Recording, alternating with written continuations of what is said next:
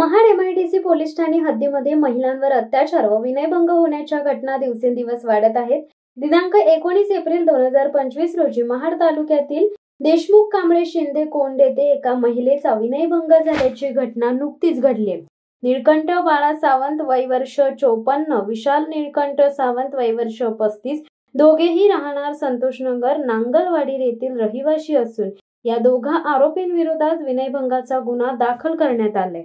याबाबत सविस्तर घटना अशी की तक्रारदार यांचे पहिले पती मृत झाले असून त्यांची साईल दीपक शिंदे यांच्याशी दुसरा विवाह झाला।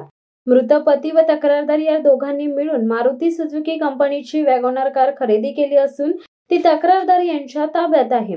वरील दोन्ही आरोपींनी तक्रारदार यांच्या घरी जाऊन संबंधित कार मागण्याचा प्रयत्न केला, परंतु तक्रारदार यांनी कार देण्यास नकार दिला।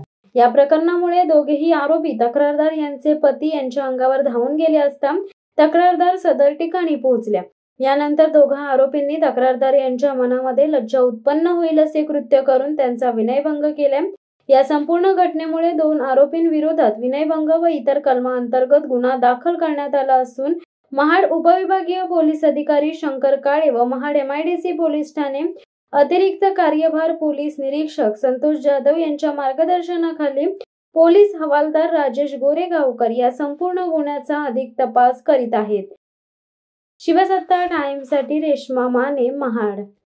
दे धडक बेधडक वृत्त देणाऱ्या आपल्या शिवसत्ता टाइम्स न्यूज चॅनलला लाल बटन दाबून सबस्क्राईब करा आणि बेल आयकॉनला क्लिक करायला विसरू नका।